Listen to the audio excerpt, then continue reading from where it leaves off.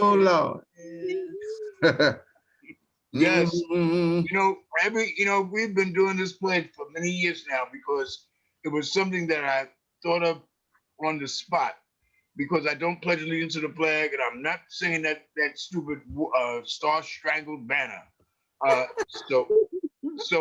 But I've been asked in a number of situations a few years ago, especially, to be the keynote speaker at graduations. And I was a keynote at a graduation in Brooklyn, and a little girl called me out and kind of threw me under the bus to let people know that I didn't pledge allegiance to the flag. And it just put me in a very tight spot. And I opened my mouth and said, well, I got a much better pledge, the Pledge of Allegiance. And that's basically how this pledge was born. It just came to me at that very moment. And the only thing I could think of is if I get into the bathroom and get a hold of some paper towels, write it down, because I didn't think I could remember what I had said. And then when I did write it down and started sharing it, passing it on, I realized it may be one of the most profound things I've ever written. But I hate to use that expression. I didn't write it, it just came through me. But in this particular case, that does make a lot of sense. I think that if you allow yourself to be totally involved in your creative energy, that there will be forces of creations that will come through you.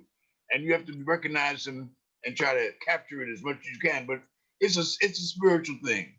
And I'm just grateful that it's down. It's something that we share. I want to thank everyone for being here today. We're moving into another period of time. A lot of folks are excited about this new vaccine. I don't know how many of you are planning to take the vaccine, but we know that vaccines carry a lot of all kinds of side effects. And we also know, and I think that many of us should know by now, this whole coronavirus thing started with one thought in mind: population control. And China was used as the model for that. And I think many of us already know the Chinese people had already put out a red alert about their population explosion years ago when they demanded that the families of Chinese folks couldn't have more than 2 children. Or if they had 2 girls, one of them had to go back because they could have no more people. Their populations exploded. And so when they came up with this little virus, they used it on the Chinese. And of course, from there, Wuhan, it seemed to expose it to the rest of the world. And then, of course, the orange clown refers to it as the China virus. This is a virus that was created by man. I don't know how many Chinese people were in the laboratory when it was created, but it's something that was created for sole purposes of controlling the population.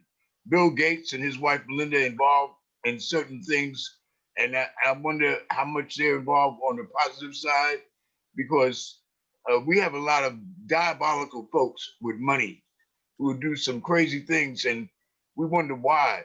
The earth is big enough for all of the inhabitants, people, animals, insects, everything has a chance to live here. But there's some people that feel like things are a little bit overcrowded and they need to do some cutting back on some level. And it sickens my heart to think like that, because there are people who are plotting the removal of people on planet Earth unnecessarily. But anybody that has any other ideas about what's going on, I think before we get started, you could speak on it real quick. Anybody have any thoughts about what's happening right now? First of all, how many of you would be willing to accept and take this vaccine that they got coming out? I will not. No, I ain't feeling that either. Not a bit. Abiodun, this is Oshun Yoyin. My answer to that question is hell no. I remember Tuskegee. Hell no. I remember all the young black male babies they gave autism to. Hell no, I'm not taking that. We're going to wake up one night and there's going to be one of those damn quiet commercials on TV real late at night.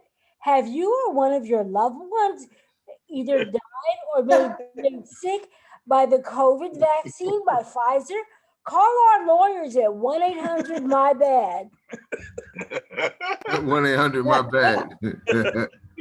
Yeah. Well, I'm just getting over COVID myself. 1-800-RBAD. That's where it goes. Hell no, I'm not taking that thing. AJ, you had people that are dying in a few months and then a couple of years. AJ, you had the corona? Yeah, I'm just getting over COVID, so I'm not taking a shot. I'm not I'm not hanging with nobody. I'm not hanging around white people. I'm no, I'm not doing none of that. So, How long were you out of commission? About a month and a week. Wow. Oh, I didn't write a word, a poem. I write every day. I didn't write a word on my phone, on a computer. Man, it was taxing to move. Wow. What were your symptoms? Well, first I just had this it was like I was freezing. I was shaking. I had a blanket wrapped around me. It was still shaking. And then I had no energy at all, man. I walked downstairs to get something to drink. I have to sit downstairs before I bring my drink upstairs to the room. And then after I finished it, I lay down, and it was like I just ran a marathon, and I just went and got something to drink. So I slept probably for a month. It almost seems like. Wow. But I tried to take out my vitamins, silver, try to take everything else I could take, and just kept my body nourished and fluids in me, and just rested, man. Because that's really the only thing you can do is rest and let your body recover itself. And I'm thinking that it was necessary because I was writing every day. I was trying to finish 3-4 books at the same time, working on some other people's books. So I think it was just, God telling me, look, nigga, sit your ass down and rest for a second. Yeah. It was like a mandatory rest period. So I think I needed that. You were in timeout. You was in timeout. Yeah. Well, I was in God's so- timeout. So I was in God's timeout. That's the difference. Yeah. Well, Yeah, I know a number of Well, people. you can make it out safely. I just want to say this. Good evening, everyone. This is Happy Prince from Nigeria, from Abuja. Where's your video? Where you at? Oh, Where's can't the see you. video? yeah. Well, you- looking at a picture of you. Who we talking to? Prince Hear your Ostan- voice, can't see it. Osinia. let me do this. Can you see me? No, not Osanaya. yet. From Prince Nigeria. Osanaya. Turn off the light. There you Alright. go. That is a There you torch go. All light. right. Yeah, now we see you. So I'm gonna take it out. I'm gonna Okay. take it out. All right. So I'm just going to say this. I'm just gonna say no. Don't laugh. Don't laugh, please. We can't see you We're again. talking about It's on blank. COVID. Yeah, because there's no light, so I have to use the torch light. Or you want me to keep it on? All right. Okay. Yeah, that's it. Uh, Prince, right? yeah, yes, sir. Okay, we can see you, Prince. So I just want to say this before I jet out, and say that you live in America, and the vaccine is there. What about we in Africa? They're going to eventually send it down here. They're going to send it down here, either from America or from Russia. They're going to send it down here. The government is going to come up with, and then, of course, the economic implications and all that. But then I also wish that it was only COVID that we are dealing with. Because just on Friday, 600 students were kidnapped from a school here. What? Say that again. What happened? What happened? Oh, now he's frozen. So I think it's he not said just 600 students. yeah, 600 600, students were yeah, kidnapped. 600 students were kidnapped from a school here. Just 2 600. days You ago. said 600 folks were kidnapped. Yeah, 600 secondary school students, high school students. Whom? So it's Who very kidnapped sad. them? But, hello? Who Yeah, kidnapped them? we see you. Go ahead. Yeah, by bandits. They call them bandits, but of course we know that these are Boko Haram insurgents who just moved into that area. You see, I thought that was done. so it's really very terrible. The country is in a sad mood, and I wish these things don't happen. In fact, I really wish it was only COVID that we're dealing with. Wow. But this now, I am thinking, how are these families going to cope? What is happening to these boys? So many things, just so many things. It's crazy. It's crazy. So about the vaccine, a lot of people, yes, a lot of people have their doubts about it. A lot of people have their doubts about it. But I also know that knowing where we live, that if the government in power believes that people have to get this, people are going to get it. They're going to put laws in place, push it through the National Assembly, and people are going to get the vaccine. That's a terrible thing. It's really sad. I just wanted to drop that. And the gentleman who survived the COVID, congratulations, bro. I am so happy for you that you could beat it. You know. So No, happy. thank you so much. But I have my best friend for the last 15 years. Oh, Pharaoh, Yo, you know Jamal, right? Jamal, my partner, 6'4", 6'5", bald headed. yeah. He passed the COVID April 1st. Wow. I did hear about that. Yeah. Yeah, he passed the COVID April 1st, and we just hung out, man. And I'm saying he was planning on coming to Vegas. Yeah. It's around the Another time, friend that, because that was the same time my best friend's dad passed away. yeah. And I had another friend, September 5th, died of COVID. So, and Yeah. my girl's mother, she died March the 1st of COVID. We think it was COVID, but we were back and forth in the hospital. They were saying she was neutropenic. She was all this. We wore gloves, mask, gown. So she had all the symptoms of COVID, but the administration wasn't saying anything about COVID. So the hospitals weren't looking for that at that particular time. So right now we're trying to research, and we have all the notes. We have everything she took, every hospital, every place that she went to. So we're going through all that. I'm gonna make a documentary on it so we can see if we can't trace it back to what it was and actually make some people accountable, hold some people accountable for it. Real out here. Real out here. Well, we're going to get started with some poetry because this conversation can get really bogged down. Oh yeah. Because we know that it's a clear and present danger, and at the same time, I think many of us also know where is Dr. Sebi now. Right.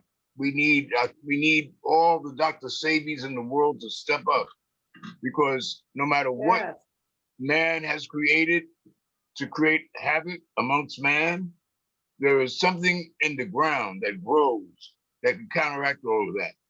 And folks like Dr. Sebi, they knew how to deal with the organic healing of us. And he was excellent at doing that. When you saw Dr. Sebi, you didn't see him to get a treatment for whatever was ailing you. You saw him to get a cure for what was ailing you. To be cured is not financially expedient for the powers that be. Right. That's not happiness for them. They want you to be treated so they can continue to drain your pockets and your bank account. So we know who their God is. On the money, they say, "In God we trust." They might as well erase that and say, put on the money, "This is God." Yeah. So let's move on to some poetry. And brother who has spoken about, let's see. We got some new people here. Wow. AJ, we haven't heard from you for a while, and you're back. Let's see let's see that voice of yours, brother. Okay. I was trying to figure out what I was gonna do, because I'm gonna tell you, man, recovering, it was a blessing to recover, but the blessing was that I felt like I had more powerful words given me after I recovered than I would have had if I hadn't went through it. Great. So the title of this piece is Amen. All right. Amen. I say. Amen. It says, on August the 24th, 1814, the British troops attempted to turn the White House black, as if they knew in advance one day the occupant would be the color of burnt wood after fire. It's amazing what intrinsic racism would do to make sure the memory of those days could not be traced by actions. Everything constructed by executive orders, even the garden built by a black first lady, purposely removed, overwritten, and demolished. What does the church say when the choir can't sing? When the pulpit is empty? When COVID hushed the sermons in its temples, synagogue, mosque, religious centers? What does the church say when there are no amens and hallelujahs in the mouths of parishioners bouncing off the walls of its sanctuary? When boarded up windows fail to tell night from day, when unmarked soldiers clear a path to an abandoned structure once used for worship, just for you to escape the boredom of a skeleton-crewed White House? What amusement do you get from flashbangs, tear gas, rubber bullets, forcing huddled masses scurrying to escape, where there can be no peace and protest, no good people on both sides? No questions why. Why these actions are still necessary after hundreds of years of protest, of marching, of fighting for equality, for justice, for unequal ledgers to be balanced. What is the difference between a Confederate general made of stone holding a sword aimed toward heaven, or a commander-in-chief standing in front of a hollowed out place of worship holding a Bible aimed toward heaven. There is no difference. They're both used as proof to the people a lie can be the truth, and a hero is whatever they claim a hero to be. We're still here peaceful, marching, protesting, asking the Almighty to take just us, use it to correctly spell justice. What does the church say when racists claim they're not racist? When the administration can clearly say stand down and stand by, but cannot say Black Lives Matter, what does the church say when there are no good people on both sides? When justice refused to remove her mask so we can see her face and balance these scales we've been stranded on since they removed our chains, unshackled ankles, told us in scriptures our skin was the color of servitude, of bondage, of less than, not equal to. What does the church say when the choir can't sing? When the pulpit is empty? When COVID hushed the sermons? When there are no amens and hallelujahs bouncing off the walls of its sanctuary? When boarded up windows fail to tell innocence from guilty? Fail to hold police accountable for their actions? When shots fired equal vacation, equal leaves with pay? When they strive to make guilty the victims they accosted? When truth ain't the truth and the hero is whatever they claim a hero to be, what does the church say when God quit listening? When heaven closed its ears? When angels tuck wings and turn their backs? When glory is just greens? When praise can't be praised? When pride turns into a tourniquet? When you cannot say protecting from attacking? We know God is not the spirit of fear. All they want to do is make us fear. What does the church say when the choir can't sing? When the hymnals are forgotten, when the worshipers are missing, when there are no amen, amazing graces, swing lows coming forth to carry us home. What does the church say when there are no amens and hallelujahs sung by a people learning to pray to stay alive? How do you say amen when they keep killing us? Like a sermon, like it's Sunday, like turn the other cheek, like holy in the Sabbath is a reference to bullets, as if they didn't rebuild the White House after the fire. They call it white in hopes its occupant would always be the color of its paint. What does the church say at the next Black funeral, next press conference, next chest with death on the front? When the tambourine is a handgun, when the organs are removed before the parents can view the remains, when the pulpit is a memorial service, when the choir can't sing, when there are no praises to sing about, when there are no more hallelujahs and we use our last amen at the last interment service, the police are still on their favorite vacation. Do we still say amen? Amen. Yes, you covered it, man. And that's a, when this thing happened, I was saying if the world was serious about trying to get rid of this virus, you got all these different groups, these different religious orders. We have Buddhists, we got Muslims, we got Christians, we got Hindus, we got, you name the religion, and there's some person who is considered to be the man in charge. If they all, if they were really serious about saving humanity, this is a time when all the spiritual leaders need to get together and recognize we need to find a way to use our spiritual forces, the powers that have been invested in us to get rid of this virus. I don't think anybody's even thought of that. It doesn't make any sense. So we're living in a sham world where my religion is only as good as your connection with it in terms of dollars and cents. It has nothing to do with saving humanity. We could care less. We want to continue to make money. And it becomes a real issue. No, brother, your piece exposed a lot of stuff. The church ain't gonna say jack if you don't put nothing in the plate. And you know that. And I know that. Thank you, brother. Anybody else want to speak on what he did? The only glory is when the only glory are greens. I love that. The only glory is green. There you go. Yeah. That's it. Matter of fact, that's the poem. Thank you, Pharaoh. Yeah. That's the whole piece. Yeah. The only glory is green. Yeah. All right, let's move it. Keep it moving. Matter of fact, I think that Gloria fits that last line. Since we talk about glory. How you doing, Gloria? I love your smile, baby. That's a beautiful smile. She's muted. You're muted. You got to take off your mute button. I can't hear you. Gloria, Gloria. All right. Was that her? Press on mute. That was Pharaoh singing. That was Pharaoh singing very beautifully. Thank you, Pharaoh. That was gorgeous. And I wanted to say big love to all of you. And I'm so sorry about the COVID and anybody who catches it. I've had 6 of my family members have gotten it. I have a very large family, and mostly in New York. So I do understand the many ways and the different ways it affects many, many different people. So I'm so glad that you got through it. And I want to put blessings out for everybody and their families and friends, because this is a time for all of us where the gods are definitely, definitely testing us all. So I want to thank you, but thank you so much. It's just great to see everybody. Okay, so I'll get to the damn poem, as my friend Steve used to say. So let me Right. break it. Yeah, I knew I knew you'd be like, yeah, come on, Glenn, get to the poem. Let's see. I'm gonna go for this one. A little song and dance, maybe. Oh, I've got to figure that out. Whatever you Okay. want to do. Yeah. Okay. So Let me go. it's on you, honey.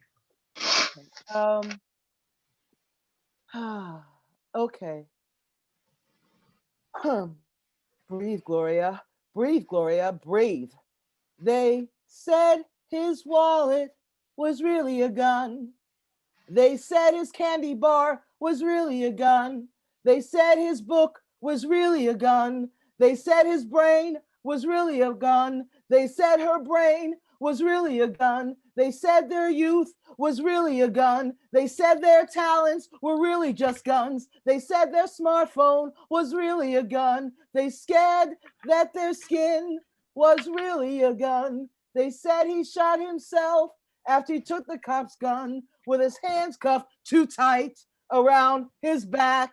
They said she hung herself after they abused her and locked her in jail and in a cell. And suddenly, none of the jail cameras worked so well. They said she threatened them before they shot her to death because she was months behind in rent. She was an unarmed 65-year-old woman. They said she had no right to live, sleep, and dream in her home. They broke in and fired away and stole her life away and tried to do the same to her boyfriend, who they also shot there. They said they resisted when they slammed them to the ground. They took more innocent lives, both black and brown. They quickly got their hands on their Glocks and begun. 41 bullets aimed, more bullets aimed. They got their sticks out. They quickly got their knees on. They quickly got their kicks in. They quickly got their punches in. They quickly got their necks hold on. They quickly got their lies out. They quickly got their bullshit accepted again. They quickly got away with murder again. They tore through their skin like you wouldn't believe. 4 blind rats. 4 blind rats. They said what harm done, it was their fault for being here. They said, oh no, this was not just their stupid racist fucking fear. They said, oh no, you didn't see what you really saw. Stormtroopers again, kicking fully in gear. Oh no, they are not practicing courtesy, professionalism, and respect right here. At unnamed unknown brutes in military gear, coming from White Crap House in Washington here, violently arresting anti-racist protesters every fucking where. 4 blind rats.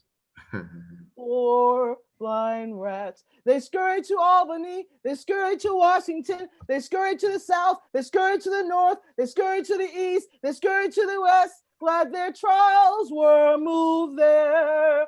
They even fake cried in front of the juries all there. The jury's never worried. These are racist murderers here, and lets them all go again and again, again and again. All the rats dance and hugged in the courtroom with relief. Their lawyers thought, of increasing their fees. The rats then sent to the sun with their guns and blood cheese. Now, good folks again have had enough of their reign of terror, fear, and murder. And all of a sudden, this lady appears. She chopped off their heads with a carving knife. She took all their power away. Carted the evil judges off to stay. Defunded police, stopped the courts of evil doing. Did you ever see such a sight in your life? 4 blind rats, 100 blind rats, 1,000 blind rats. See how we stop them now. And Yes. that's it. Yes. My God, that was a tragic black opera. Yeah. For real. That was nothing but a complete opera, honey. We gotta go ahead and put that on stage. That's Yeah. outrageous. Just anything. It was definitely a reference to everything we know that happened that they used excuses for. Absolutely. Just I said your skin was really a gun. Ooh, Awesome. that line itself is ridiculous. Yes. Right. That's great. And what I love is the redemption at the end. You know, Yes. because when we create our own stories, hello? Hello. That's right. Gotta have that redemption in. Yeah. They ain't giving it to Yeah. us. That's right. Victimization is over, baby. Did Bob Marley do a piece called Redemption? Redemption song. Yes, Song. Redemption song, yeah. yes, sir. You gotta have redemption. Got Got to. to. That was my problem. I remember years ago having debates, with brothers and sisters who were so in love with Menace to Society. And that was my issue with Menace to Society, as opposed to Boys in the Hood. Yeah. Like, really? Yeah. The ending, old dog gets to live and killed everybody. We just, no, man, when we create this story, we should create the endings that we want, or at least That's right. some That's type right. of, some type of That's redemption. right. But That's right. nonetheless, There are awesome. stories. Yes. That's right. Awesome. There are stories. And we There make are all these stories. So we should have more control over the endings of those Yeah. stories and over the future of those stories as well. Most certainly. Most certainly. Yeah, definitely. For me, what really stood out for me was the musicality of it. The flow. Yeah, really stood out for me, and it had a taste of folk. It's like the African folklore. Somebody had to weave in. So it's really beautiful. It's really beautiful. Thank you, Gloria. Thank you so much. Thank you for being with us, and thank you. And best there, and my heart is moved completely. I don't have no words to describe the 600 youths being taken. My heart is moved, and I wish you well out there. And also, I moved that you were there with no electricity as well, and still with us with all of your light, with all of your light. So thank you for being here as well. Yeah. Thank you. And best to you. Best to you. Brother. Thank you, Gloria. That was wonderful, honey. Yes, Like thank I you, said, Gloria. that is a black opera. Let's move. Let's keep it moving. Yes, please. Yes, please. How you doing, Bree? How you feel, baby? Hi. Hi, Bree. It's good to see you, Bree. It's Our good to innocent November cotton flower. I love it. I didn't hear what you. I'm sorry. No, but Bree, that's what you bring to the table. You bring that kind of energy. You have something to share with us today, baby? I do. So someone had sent me a beat, and it was called "Bag of Goodies," and I wrote to my how I perceived what "Bag of Goodies" could mean, and the vaccine and the exchange, like the talk of giving a $1,500 stimulus check in exchange for taking the vaccine, was really heavy on my mind. So I woke up one morning, and now that I'm reading it, my ego was really, it was really irritated. So I'm gonna just Okay. I'll give you $20 to eat this cookie. No. Why not? What's wrong with the cookie? Oh, because if it was all good, it wouldn't require a fee? Precisely. So why don't we question that they're constantly devising? It's obvious they've been successful in, it's obvious to us they've been successful in dividing. They keep those in power who are praised for their lying, but keep in mind the content they're not televising. Our Naga, our Kundalini rising. The importance of maintaining and, damn it, can I start over? Yep. Yes, of course. Please do. Go ahead. Get it to the Take words. your Go time, ahead. get it together. That's right. You're amongst family members. I'm working on memorizing it by heart, and I had it, but I got nervous. Okay. We know, we experienced that. We've been there. We've all Every been there. single one of us has. That's right. That's right. Go ahead. Okay. I'll give you $20 to eat this cookie. No, we're not. What's wrong with the cookie? Well, because if it was all good, then it wouldn't require a fee. Precisely. So why don't we question their constant devising? It's obvious they've been successful in dividing. They keep those in power who are praised for their lying, but pay attention to the content they're not televising. The importance of gaining and maintaining a decalcified first eye. Our Naga, our Kundalini rising, clean eating and human trafficking. Because king, queen, once we've obtained material things and reached our destination finally, there is still self who will be called to come out of hiding. So again, I'll give you $20 to eat this cookie. Why not? We stay dipping in their bag of goodies. And that's it. Oh. Ooh. That That's was a hell of a metaphor, baby. Yes. was like a Tyson fight, an old Tyson fight, short and to the point, baby. That's right. Knock them out. That was good. I think I like the I'm quite taken by the nonchalant rendition, you know. It's like it's not serious, it's neither here nor there. It's really beautiful. Yeah, the nonchalant rendition. And I think somebody said something a few days ago actually, said that, you know, art must not be perfect. Yes, it mustn't be perfect. That's right. As long as it flows from within you and can flow into, deep inside of the person next to you, then it is art. So and art is abnormal. There's no normalcy with art. It's abnormal. So thank you very much. Thank you very much. I really enjoyed your rendition. Thank you. Yes. Ade. Yeah. What?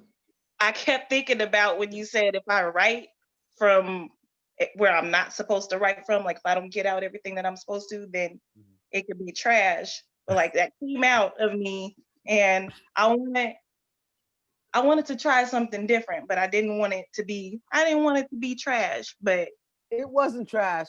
It was so on. It was not trash, girl. That was treasure. Straight up treasure. I don't think anything you write could actually be trash or considered trash. I think a lot of times the things we discard are the parts of us that somebody else needs to hear about because it's something that they need to attach themselves. Yeah. Right. And that's why it's expression. It's called expression. So you express it the way you feel it. It just has to let people perceive it the way they do. But it's just expression. So nothing in art is really trash. After all, if it is visual art, they can use some of these things and just piece together. Poetry is like that. It's beautiful what you did. Honestly, it's beautiful. Beautiful. Thank you. I would concur, and if I could add just this, I think that she unearthed something that goes largely undiscussed in talking about human trafficking. Right. It's just such an uncovered beast in this country, and nobody discusses it. So I'm grateful that you shed some light on it, and I would encourage you to, even if when you get disappointed with what you weren't able to do, none of us knew that you forgot your words. So you can continue on going and nobody will be the wiser. And also reading, it doesn't make you weaker. Sometimes it makes you stronger. So it's fine to read. You don't always have to recite.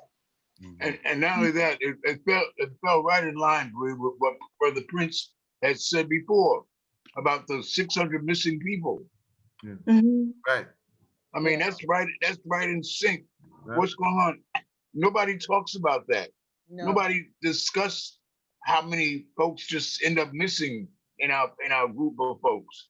All of a sudden, what are they doing? Are they using us for experiments? All of the above. What's going on? I mean, is slavery up and running and we don't know about it? Yeah. Yes, it is. Yes, Yeah. it is. I It is mean, sadly up we and got to, running. these things need to be dealt with because our lives are at stake. All of us here as poets, I'm sure we all have an optimistic view of what tomorrow could be about, but we know the madness of today. We know what's going on right now, and we know it's not happiness. And we know that people going through some changes. The virus is just one thing, but we've had a virus that goes way beyond any normal virus for a long time. Yep. And because we are of the dominant generics, we've been able to survive, and we will survive because we're the parents of the planet. So we're going to be here, and there's no question about it. But we don't want to just be here. We want to be effective while we're here. Yeah. We want to enjoy our lives while we're here. Yeah.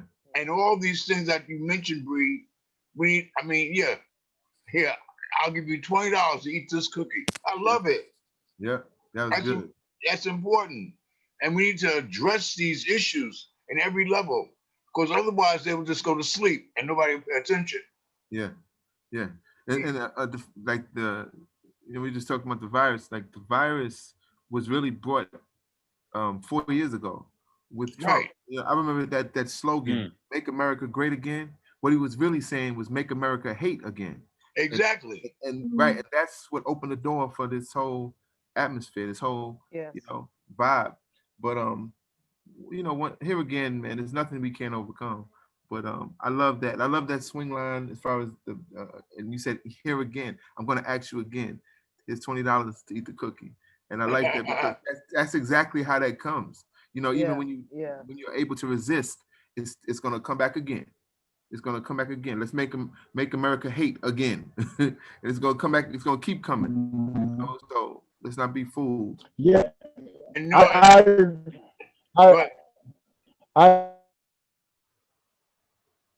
can't hear you. Go ahead.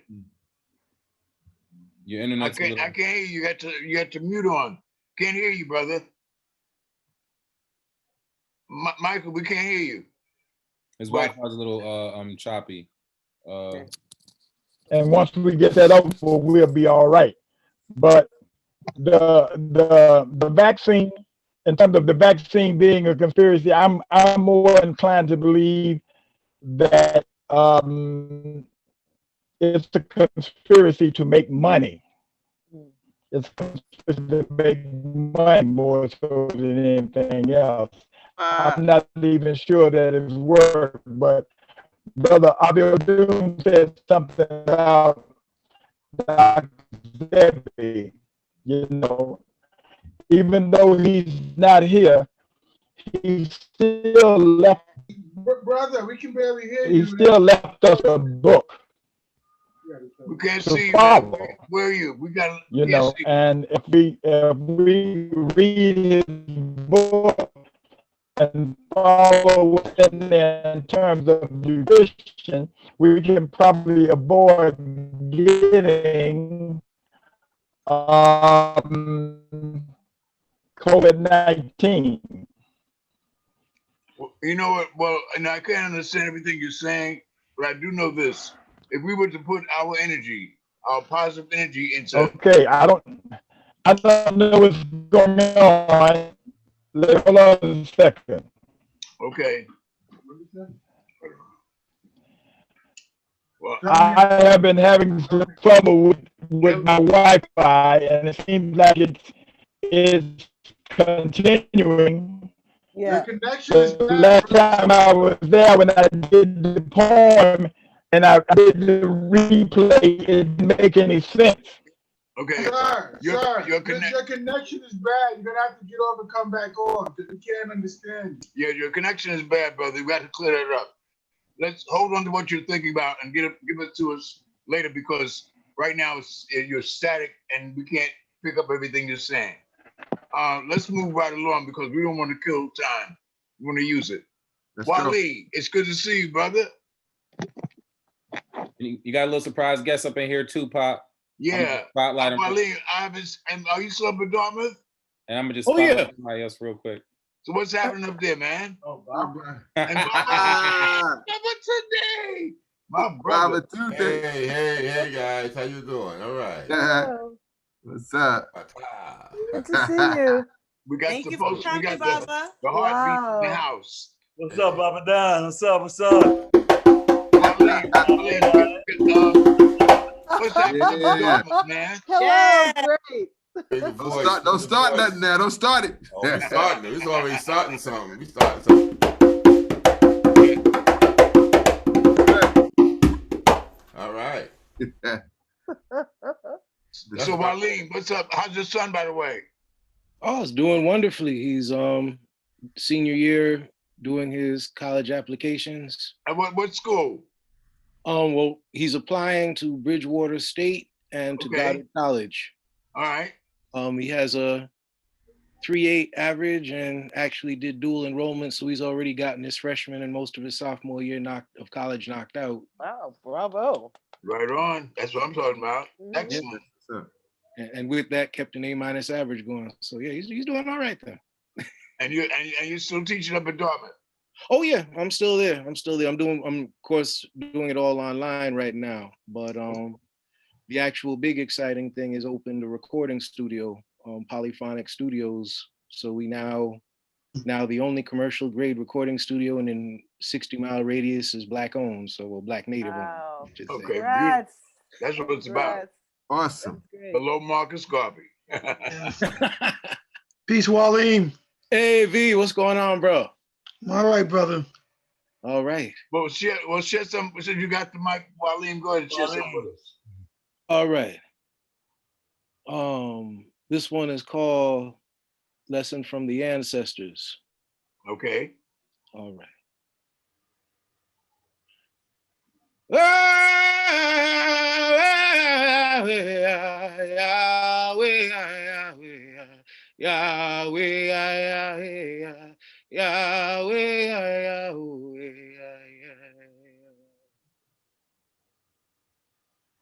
Walk slowly, breathe deeply, and see it all.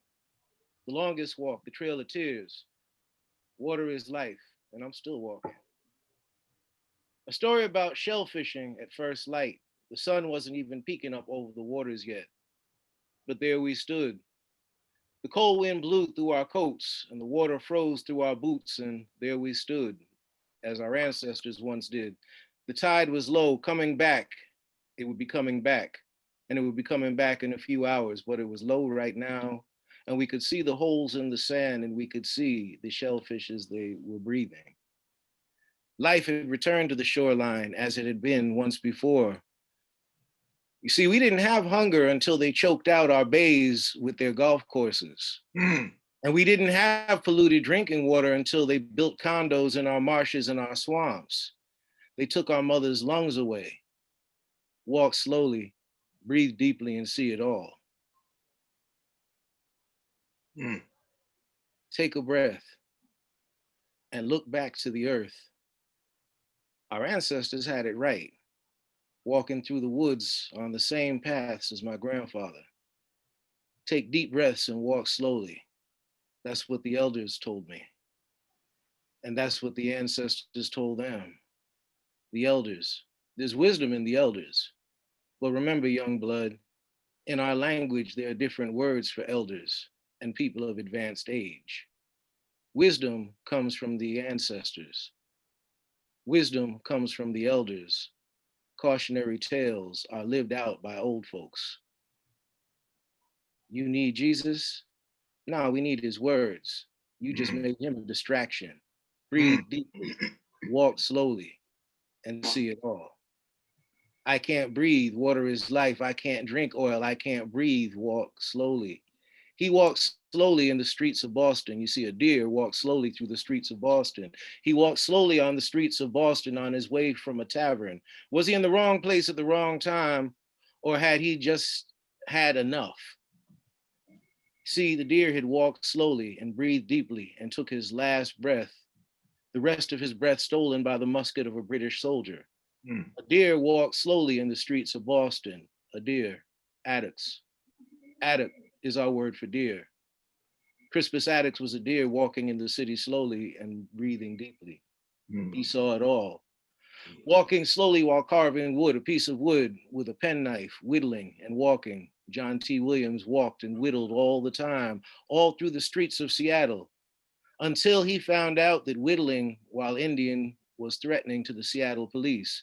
We don't know if his last breath was an inhale or an exhale, but we knew that he breathed deeply until he stopped breathing. I'm back standing on the shore in the freezing cold. The tide is still out. My rake in hand, ready to pull up quahogs from the sand. The same beach as my ancestor, the same ways as my elders. And the sun just began to peek over the line, set off slightly by the flashing blue lights behind me. Walk slowly, breathe deeply, and still see it. Woo, brother. Yes. Thank you. Thank you. Yes. Yeah. That was on the money. That was Walk on the money. slowly. Yes, Deep. sir. Yes, sir. Breathe deeply. Yes. Thank you very much. Thank you, Wally. That Wow. yes, I got that. Thank That was necessary. That was a nice dose of organic medicine, brother. Thank you. Need that. Yes, indeed. All right. Oh, I'm seeing so many people making me miss New York right about now. Yeah, it was. What's up, Ngoma? How are you, family? I'm good, man. Good to see you. It's And good hear to you. Yeah, it's been a long time. That's it. Yes, sir. Yeah, and we need, you know, I just did a project with a young brother out of Philadelphia, and the name of the project was Salute to Our Ancestors. Okay. And you know, it's so important that people that we recognize we're all in a circle. And this circle, this circle doesn't change.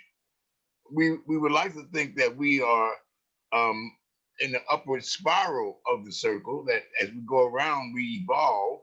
But some of us don't really evolve. We just go around the circle. and that's not too cool, because the idea is to evolve. You always want to grow. At least I want to grow. I don't want to stay in the same spot. I like to, my mother, who is in her 90s, 94 to be exact, she said something to me about 9 months ago. She says, I try to learn something new every day. I mean, that knocked me out. And then the fact is, I also discovered my mother likes to read, so that keeps her mind sharp. Yeah. And she's a thinker, and she was very happy when the Orange Clown was voted out. She said, because she said he's not good for people. Exactly.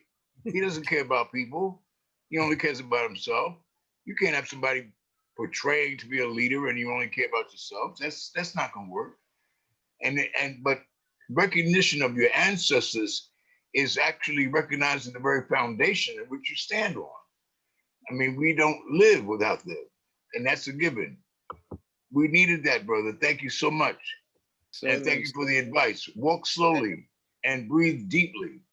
And remember the other piece that they told us, there's a separate, in Wampanoag language, there's a different word for elder and for old person.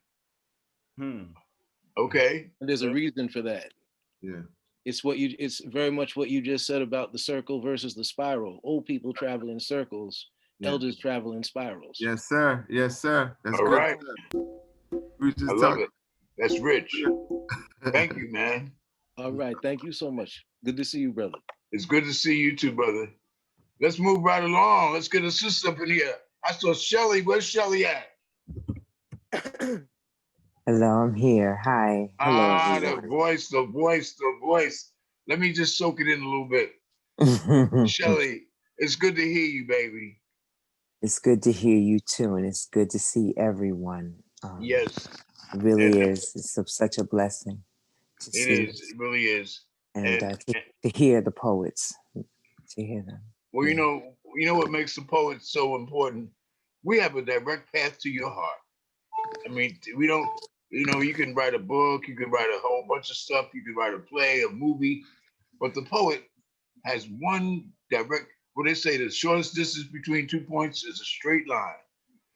So the poet has a straight line from their minds to your heart. And if we can touch your heart, then we've done our job. If we can say something to spark some kind of a motivation or inspiration inside of you, then our job is done. And it doesn't have to be a long thing to say it. It could be a short piece, as we've heard today.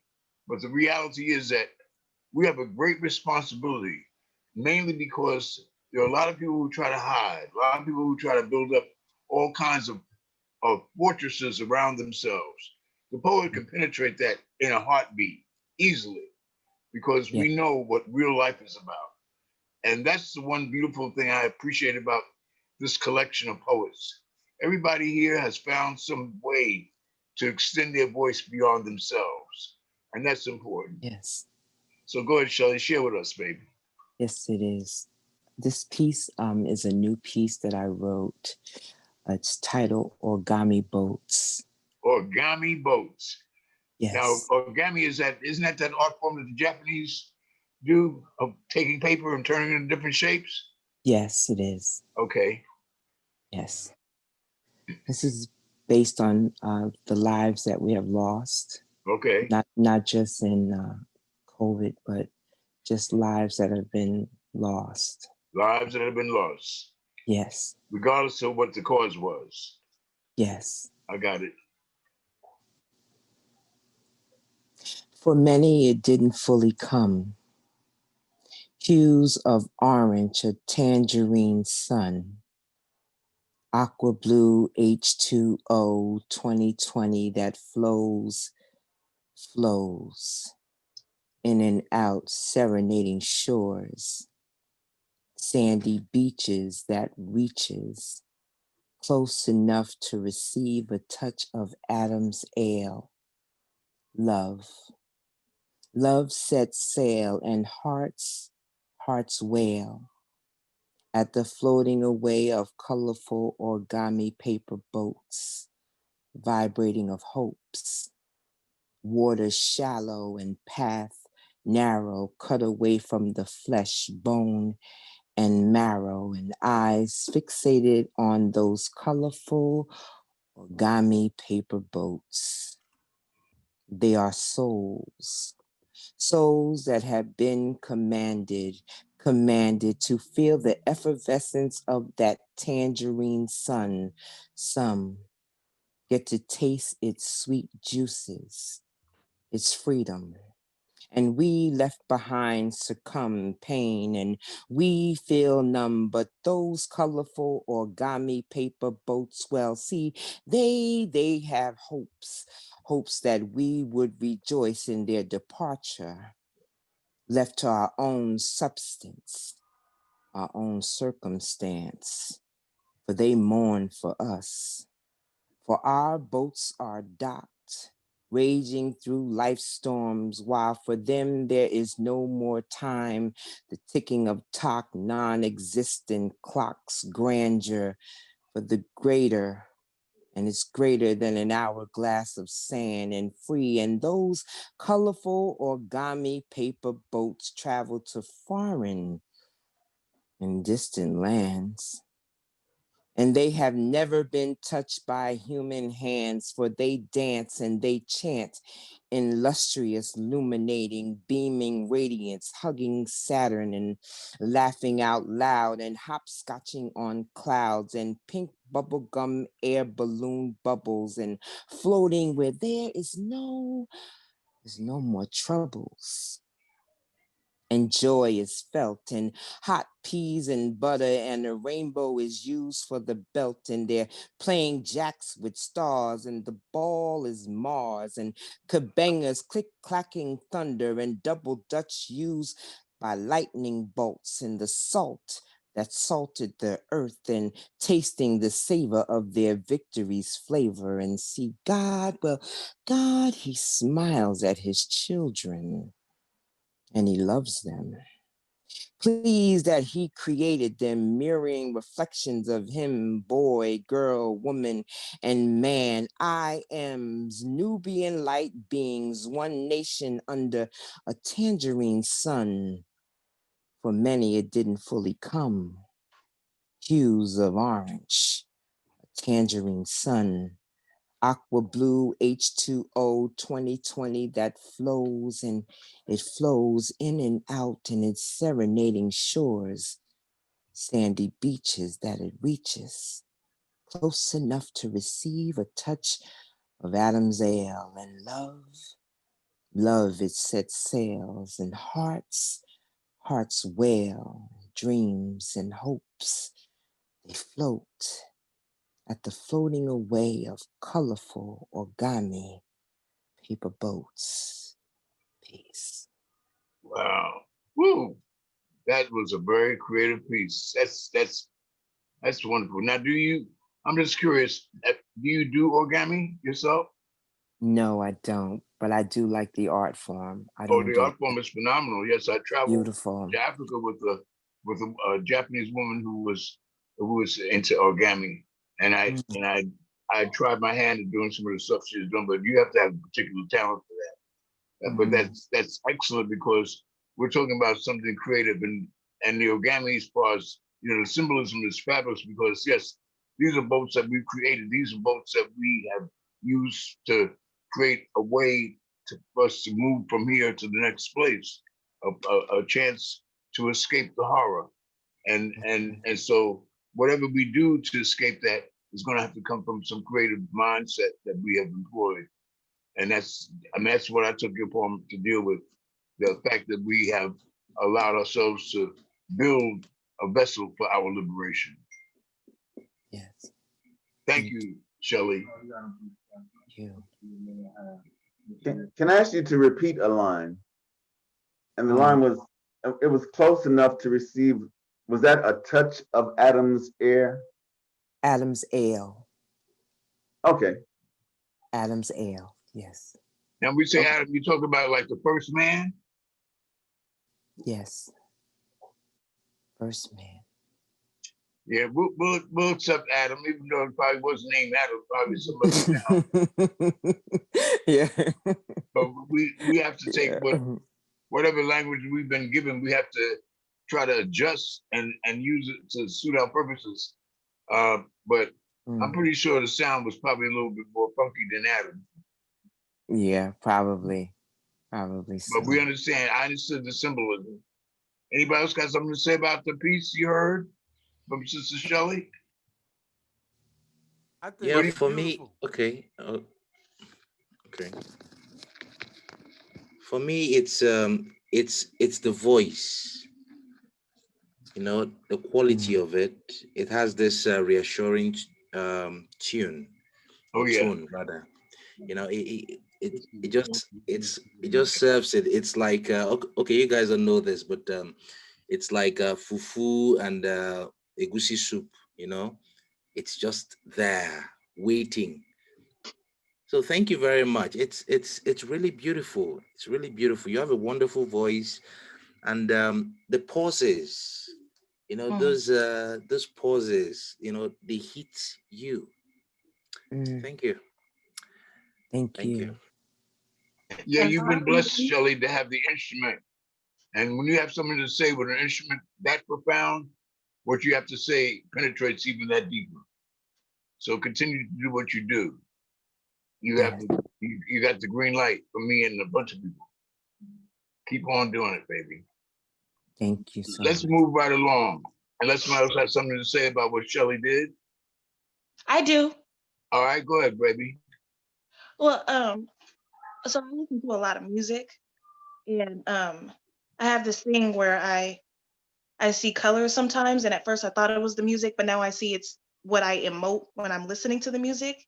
And it was cool that she spoke about the different colors, like the imagery, and her voice alone, like I see fuchsia. So it's like while she was talking, like it's like fuchsia, like this. And Right. there's a song by Lil Wayne called "I Feel Like Dying," and he talked about like playing hopscotch on the moon, and like his was depressing. Like he had to use the drugs in order to feel that way, but you talking about like they're finally free and at peace and they're living that way, like that was dope. And I felt it and I saw it. That's a very good point to make, because that was a special section.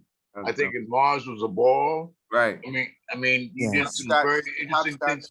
Yeah. Yeah. I mean, that was, and using lightning bolts to do double dutch. Yeah. I heard that too. I mean, that's some celestial poetry. A rainbow belt. A rainbow belt. Fabulous stuff, honey. You know, you captured some very lovely images there. And the one thing about it, as a poet, we must always recognize our job is to create images, because that's the only way people can employ their imagination. If there are no images, then my imagination is going to be dead. Give me something to imagine. I mean, the strongest and most entertaining part of our brains happens to be our imagination. That's one of the reasons why I love that song by Smokey. I think the Temptations sang it. Just my imagination. Once again. Wasn't that great? Running away from me. I mean, he says, I sit at my window and watch her as she passes by. And you know, you believe that. We can all see that. And Smokey ain't looking at no woman. He's taking this all in his brain, all in his mind. And the imagination is a fabulous, wonderful, full-featured film waiting to happen all the time. Just give me some characters and a little scenarios of stories, and we can rock and roll. Dope. Thank you, Shelley. Well, I just wanted to say real quick, as far as Adam, you know, I love that stuff. The word Adam comes from the Kemetic word atum, A-T-M. Right. See, teach us. And that's where the word Adam, A-T-O-M, comes from. So, you know, and it was just one of the names of the original creator gods of ancient Egypt. Yeah. And look at the connection. Adam, the name of the guy that's supposed to be in the Garden of Eden with Eve. Right. A-D-A-M. But then we got the very essence of your whole molecular structure starts out with an atom, A-T-O-M. Right. And it all comes from Egypt. And it's all Egyptian. You know, as much as these people would like to depart from their parents, they can't. It's impossible. You have always got to take from us. I mean, whether we actually put the titty in your mouth and you breastfeed straight up or not, you're going to be breastfeeding as long as you're breathing. Yeah. Because it's the air we created, damn it. Yeah. And get used to that. Recognize that. I mean, yes, like we know that this virus is deadly. We know we've lost some people. But by the same token, we are so strong. Even for those of us that decide we ain't even wear no mask, we're going to be here. The virus ain't going to take us out. Some of us will go, but trust me, when we go, it's like going around the corner. We're going to be back very shortly. It's not an indoor. We don't have this life and death kind of understanding. And we need to try to get that together in our heads now, because when people seem to check out and die, many of us have really wounded hearts and we die along with them, because of course we're going to miss these people who we used to be able to call and talk to and spend some time with. But the truth is that they had somewhere to go, and it was time for them to move into another paradigm, another phase of their existence. Right. Life is a continuation. This is just a bus stop. Just a bus stop. Say, George to say, this is just a bus stop. Just one bus stop. Hey, can y'all hear me? Okay. Loud and clear. Let's keep it moving. All right, let's keep it moving. All right. The original, hold up, the original want to say something. Hold up, big bro. Oh no, please excuse me, people. You know, where's Baba? Yeah, with the great brother Baba, man. Yeah, don't worry. Baba. I'm here. Yay. He's listening. He's there. Baba's always there. Come on, share peace, man. Hey, Baba, I met you way back when, man, back in 2001, 2002, when I did an interview with Abi Adun, you and Hassan, man. You know, we was in Baltimore, man. All right. It's All good to right. hear. It's good to hear from you again. You the You know, same, great man. brother. Yes, sir. Hang in there. That thing about Adam, great brother. I mean, when y'all was mentioning it, it made me think about how in the Bible it talks about the two Adams. You know, one is the living soul, and the other is the quickening spirit. You know that's something to really take in. You know, that's really something to take in. And when you connect it all with the historical and the path, the pantheon of the original of where it all come from, then that makes it more powerful and more relevant and more usable, more accessible. So you know, it's just beautiful that y'all dropped that. You know. Hey, if I could say something real quick, Good. dealing with religion, real quick, just so we can get understanding. Anything, religion is wonderful, how we use it, however you use it. But the purpose of every religion ever created was to connect man to the cosmos and or nature. Right. That's it. These are things that were here before we got here, and how can we connect ourselves to it? Thus, stories are created to connect us to the stars and or nature. That's it in a nutshell. Yes, sir. You It's know, like that's almost like I taught a math class one time, and I told all the kids, I said, you know what? This math is not hard at all, because everything that you learn is all about addition and subtraction.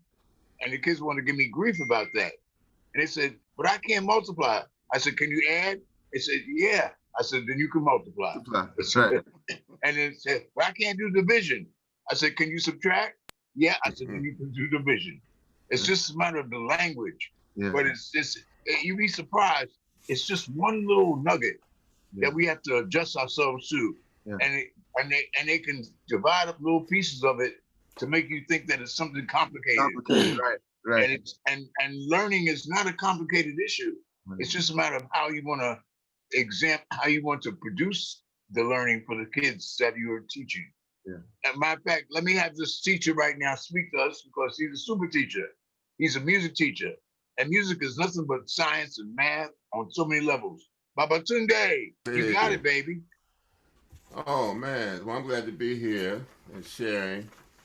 This is like my debut share here.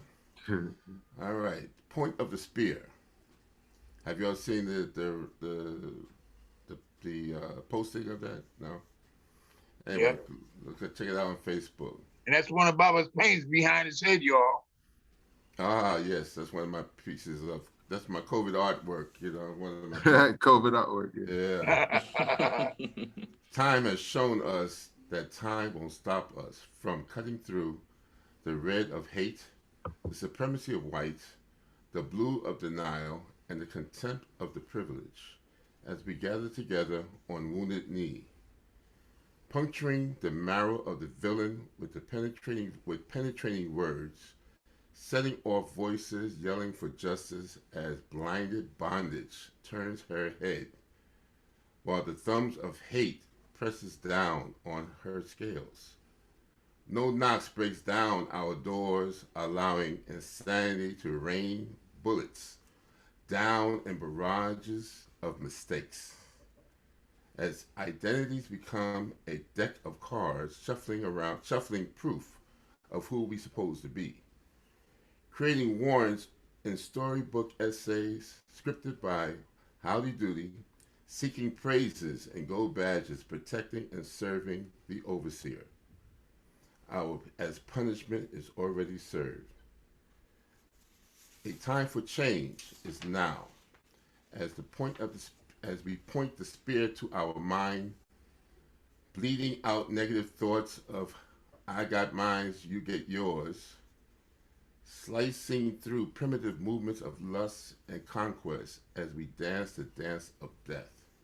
With empty hands, pick up your spear and shield our children with love and respect, for they carry the waters of our ancestors, so that their spears will not puncture them for building families as a community. The edge of the spear cuts on both sides, separating the lies from becoming truths. Blunted heads cannot protect you when the roar of the enemy claws away at your liberty, tears away your freedoms, and rips apart your mind, leaving you in tattered tattoos, twerking at the moon. But with the sharp edge and the polished blade, the mirror of the shine that the mirror of its shine will be the light that awakens the sleeping mind to the point of the spear. Ashe. Yes, yes. Ashe. That piece is strong. The point of the spear, which is the point. And even use the concept of the spear automatically takes us back to the motherland without question. Because but I love the fact that he said, you know, there's two sides. There are two edges. We're not. One is to protect. The other one might be to defend. Mm-hmm. You know, I mean, that's basically what it is. Yeah. So don't misunderstand. We're not. You know, one of the things I appreciated about seeing that movie Panther was that they had this energy that could like do damage to other countries that were trying to invade them. And of course, Killmonger wanted to use it to take control. But the fact is, it was not about that. It was just a matter of us keeping the people safe in our own place and keeping folks away from hurting us and having something to combat it. And we need to recognize that also it's important to recognize that we are dealing with people who will use the energy that we have to harm us, which has been done to us for 500 years here in America. Yeah. And at a point, when you're dealing with the point of the spear, it gets to a point where we recognize now that we got to change that. And we must pick up that spear and use it for what we know its use is supposed to be for, and not to hurt each other, but to build and to shield a world where our children will be safe and secure. No question. Thank you, Baba. You know, by them having the spear and that concept of sharpening their mind, they won't have to worry about being punctured by the villain of the outside world. So that was my point of saying that. Right. Good stuff. But Baba Tunde, could you explain just briefly? You say mirror of the shine. Is that what you said? Mirror of the shine. Yes. Yeah.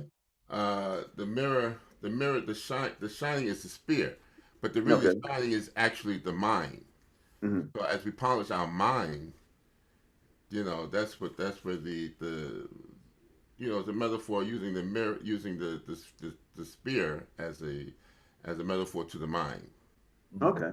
So as we polish it and it becomes brilliant, we become better.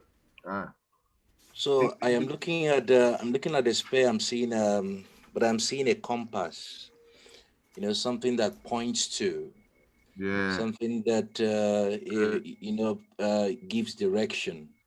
Yes. You know, and Baba said something. I'm talking of Babo Yewole. You know, he said something about that leading to the motherland, and that's Africa. Yes. And that brings me to a question that I want to ask Mr. Babatunde. Mm-hmm. Whether he has that connection to his roots here, because Babatunde will suggest that he's Yoruba. Does that? I hope you have that connection here. Oh, I have that connection, brother. Yeah. Oh, that's beautiful. That's beautiful. Yeah, that's beautiful. Yeah. Thank you for the piece. The name Baba Tunde was given to me by Omolade, and my Ifa name is Ifa Shola, and my Osha name is Afolabi Onichango. That's beautiful. Well, good evening. My father's name is me. Father's name is Don. Good evening, everyone. Can we just take a quick commercial break? You know how we do. Yes,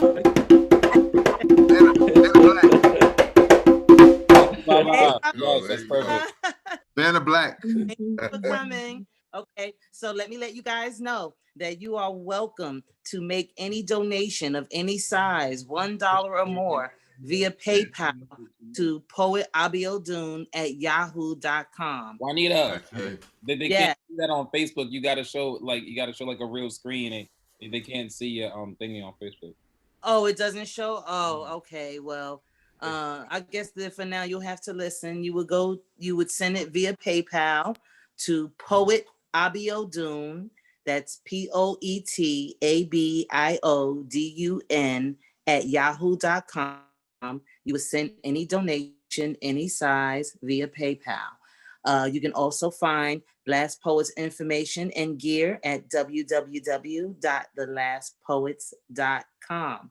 We'll also start featuring our live open houses on our new YouTube channel. So if you will, please go to YouTube, like and subscribe to Poets Haven, and you will find our past and future open houses there. Thank you, everybody. All right, girl. Doing that. Now also, Juanita, aren't you also collecting poems from different participants for an anthology? Yes, I am. Tell them about that. We would prefer that you share a poem that you shared during open house, because that's what the anthology is about. It's about a book of collective works that you shared during open house. So unfortunately, we can't take works from anyone that hasn't performed in open house. If you will, please send an email with the subject anthology, and you would send that email to sunsrising@gmail.com. That's S like Sam, U, N like Nancy, Z like zebra, R like Robert, I, Z like zebra, I, G @gmail.com to send your anthology contributions. So for those of you that are normally here, that are watching, you can also still send your poetry. Thank you. Thank you, Juanita. Thank you so much. All right. All right, let's keep it moving. Who's next? Yes. Pharaoh, you ready, man? Yeah. I thought we submitted. Yeah, I can go now. Hear from some people who I ain't heard from yet, but I'm gonna do this piece. I wrote this for something you asked me to write for. Okay. It's called "The Water Broke." I think it's befitting after I heard the sister's piece. It's called "The Water what?" The water broke. Oh, the water broke. Okay. Yeah, as you know, the water broke. Mm-hmm. All right.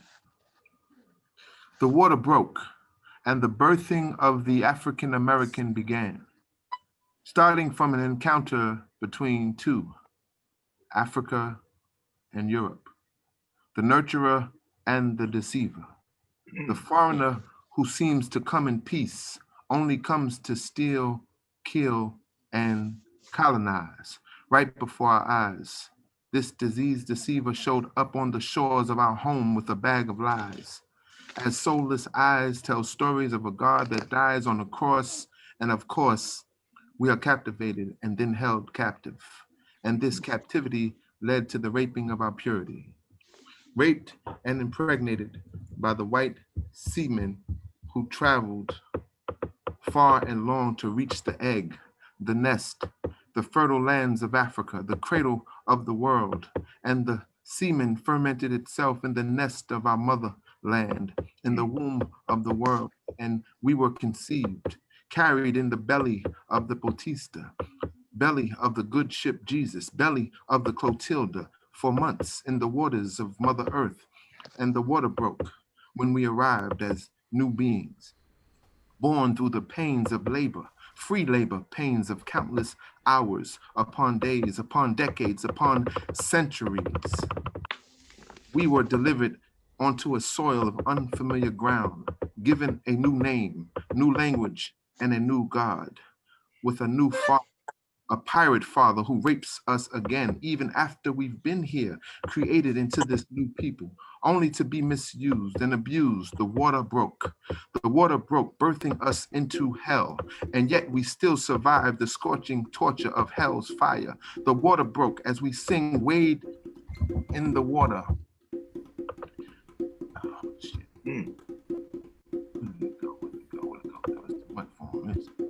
Listening to you, brother. Keep it going. Okay. The water broke as we sing, wade in the water in the day, but we wade in the waters at night. So the dogs can't follow the scent. The water broke when our Moses named Harriet parted the swamps and the creeks to free our people. The water broke when the Jim Crow water hoses broke loose on us. Computer's tripping. When the Jim Crow hoses broke loose on us. Okay. while we peacefully pray and protest against the injustices against us. The water broke when the levees broke, when the levees were blown up and broken on purpose to overflow in our hood and not theirs. The water broke in Flint's filtration systems as our families are poisoned by toxins. The water broke in 2019 as the 400th anniversary of our birth as enslaved African Americans, the unwanted guests, as opposed to the welcome citizens who happen to have built these cities, roads, and bridges over the troubled waters. The water broke. The water is our means of survival. Without it, there is no life. There is no oxygen. There is no us. We must fix the water so that no one else can break it, as we are the water of life. We are the water of this world.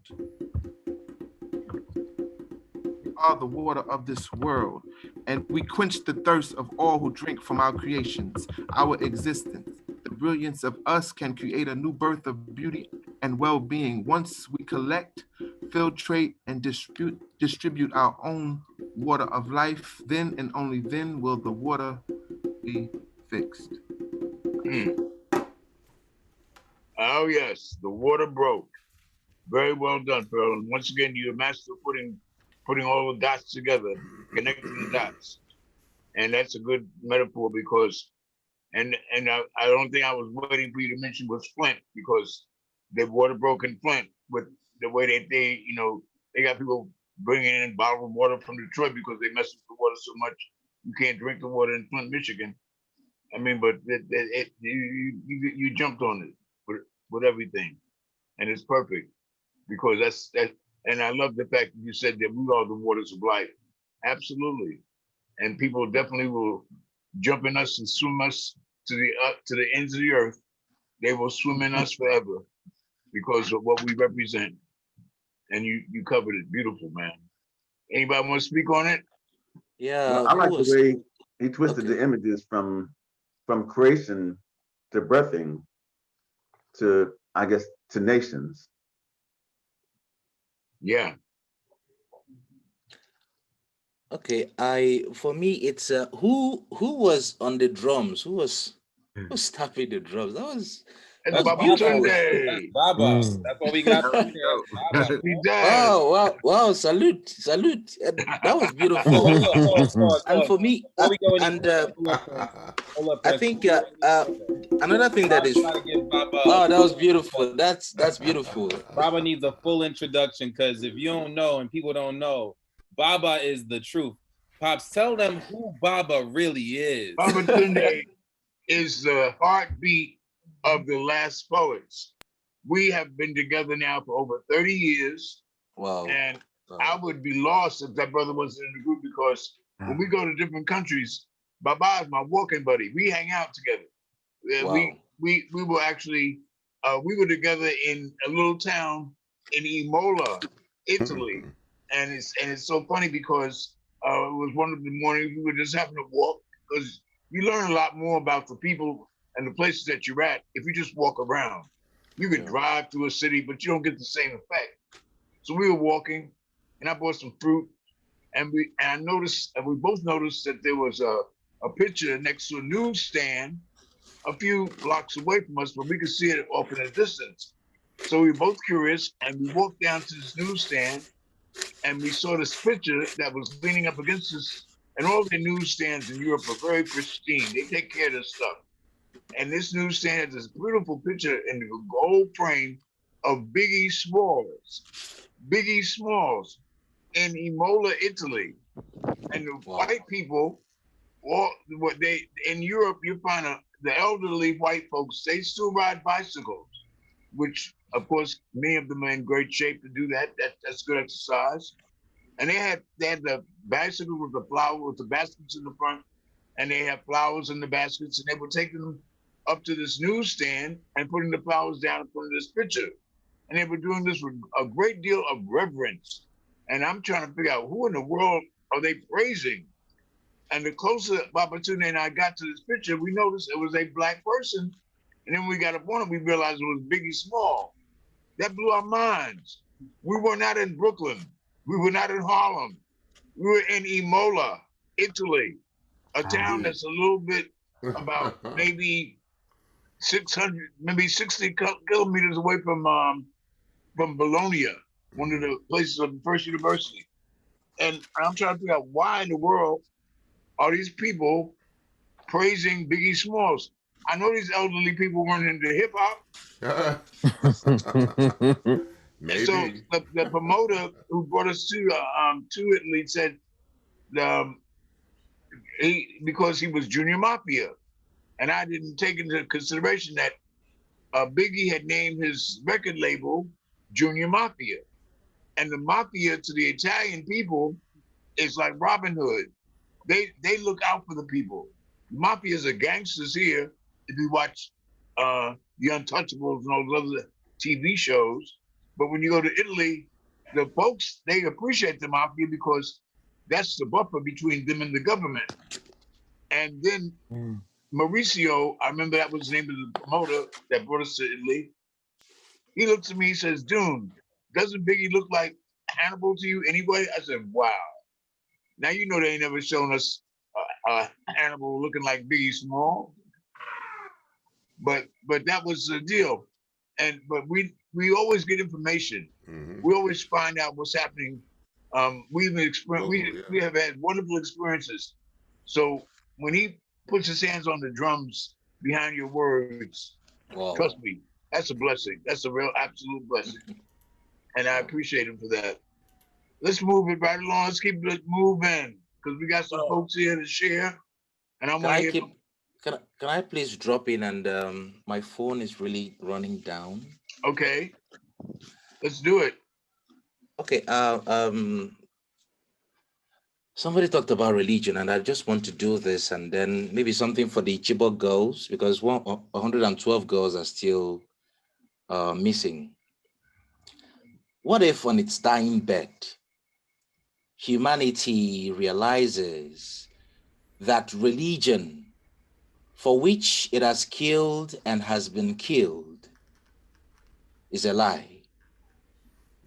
That there is no God, no angels, no devil, no demons, no hell, no heaven, just us all running round the sun and hurting each other for nothing at all. Would it wish it had loved more and hated less? Understood more and judged less?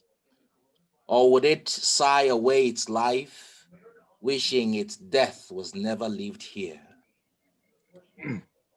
So that's a religion. I ask those questions because the problem we have in my country and all over the world is religion, because people, and that's also because people have failed to understand differences. You know, we need to understand that these things are part of us, you know, the beauty and diversity and all. And the funny thing is that these are things that we use as political lines, these are things we use as punch lines at political rallies and all. All right, so let me do this so I don't take our time. So this poem is titled 112, and it's a poem I wrote. Before you do, let me just say this. When you did that poem, I couldn't help but think of a poem written by John Lennon, Imagine. Okay. Have you ever heard that song? No.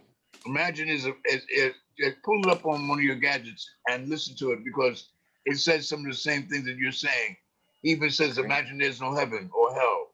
I mean, he's dealing with the whole world without all those other outlets that we look forward to in our dreams. Okay, that would be John Lennon of the what's it called? Beatles, right? Yes. Yeah, Beatles. John Lennon of the Beatles. Yeah, I remember something he did during the war, that the civil war in my country, he had to return his medal to the Queen, something, in protest. And since I read that, I've always had respect for him. All right, so 112, 112 of the girls. Okay. Yeah, 112. I wish Chibok was not the name you call me, to remind me of the girl I left behind me, the night they dared the world to find me, in the darkness that roams about me. I wish the girl could remember the pledge I made to be better, to climb from the foot of the ladder to the top where the sun is brighter. I wish my grades could find me and tell the world a story about me, of dreams that rode beside me and the journey I made to find me. I wish the world could hear me in the songs it sang about me. I wish it could steal some silence and feed me from the noise it made about me. I wish the world could remember my name and the names that sit in my name. I wish it could learn to say it in every prayer, in every beat. Because they had to let you on, so. I wish the girl could return to the point where our umbilical cord was torn. I wish I could return to her womb to be free from the airy whispers of this tomb. Cry, cry when you hear of me. Pray, pray when you think of me. Believe, believe when you stand for me. Leave, leave when you die for me. Say my name, 112. Say my name, 112. Say my name, 112. Bring back our girls. Thank you. Wow. Yeah. Yeah, that's awesome. Yes, yes. On the money. That's a classic piece, brother. Thank you. Oh, thank you, Zababatunde. That's thank you. Yes, Thank thank you. you. We're trying to get rid of something on my screen here that's in the way.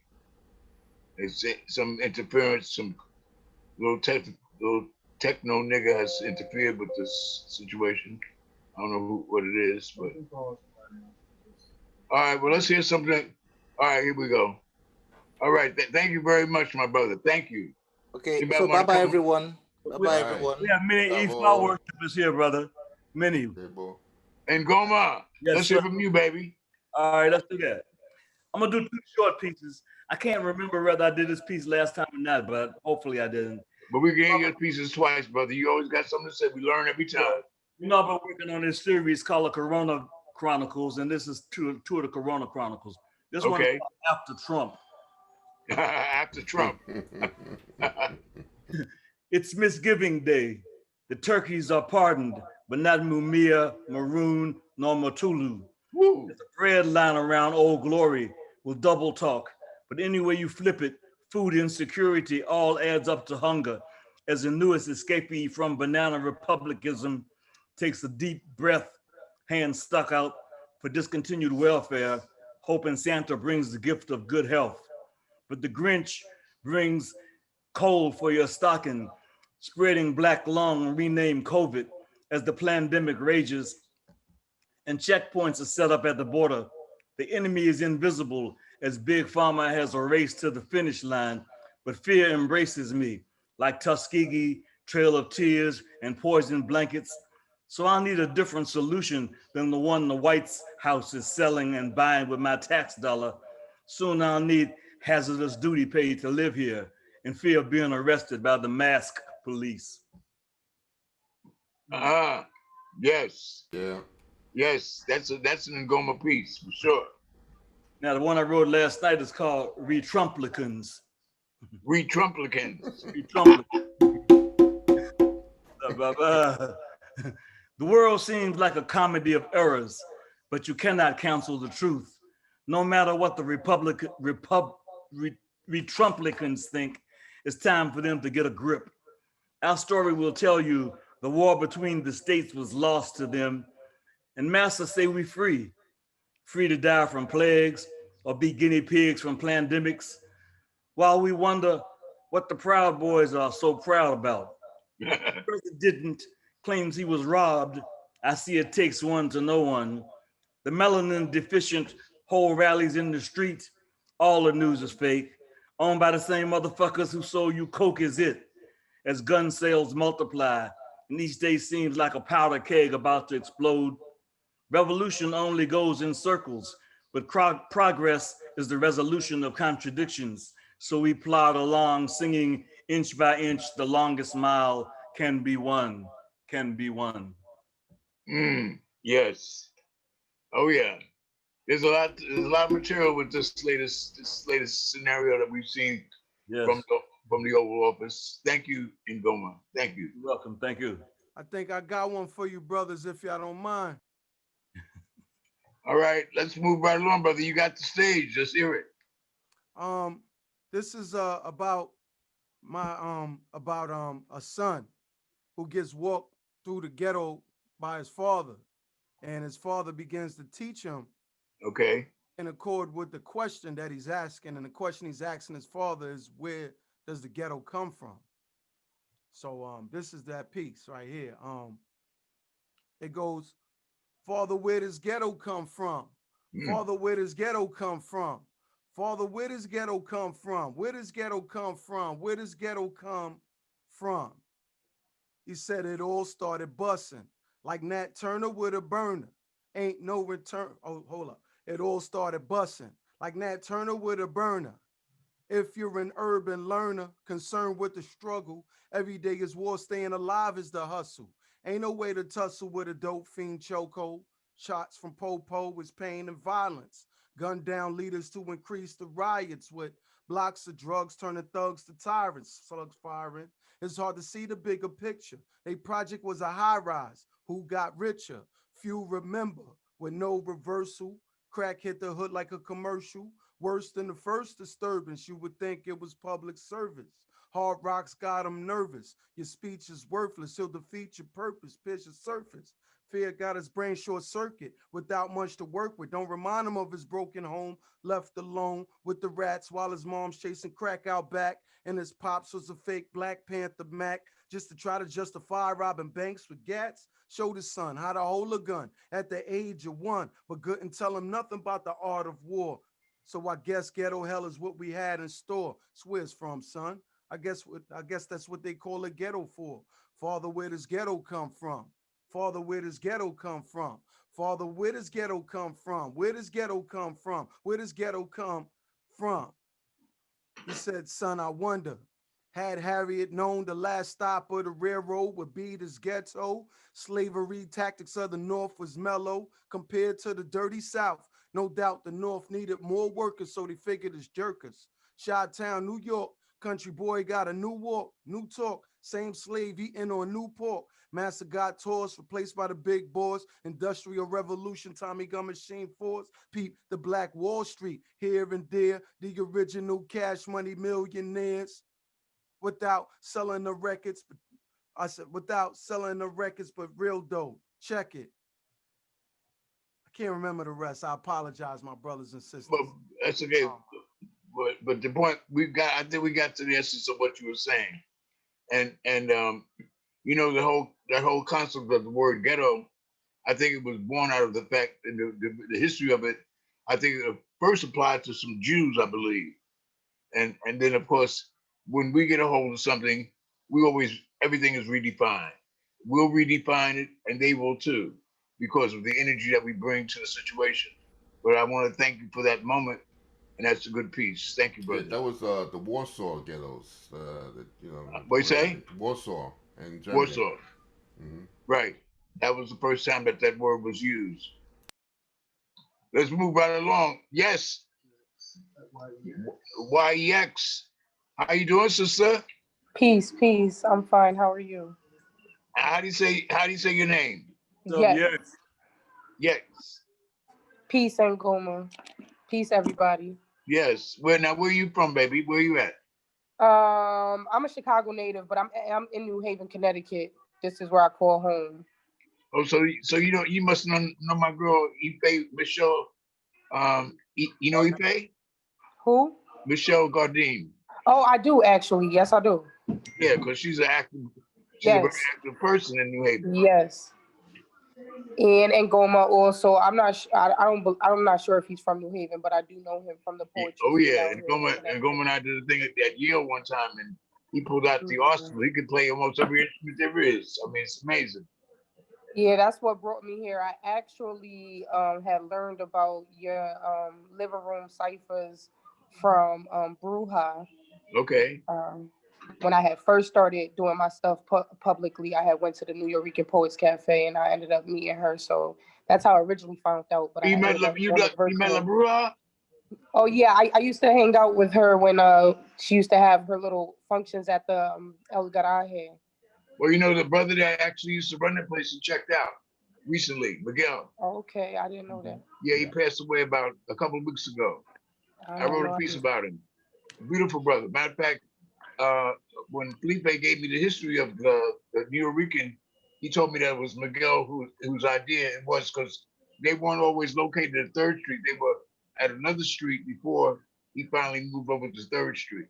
But that place is an institution, and it will last forever because of what it's done for many of the folks in the community. But thank you for being here. Thank you for having me. Okay, go ahead and do your thing. All right, you can hear me clear? Yes, we can hear you.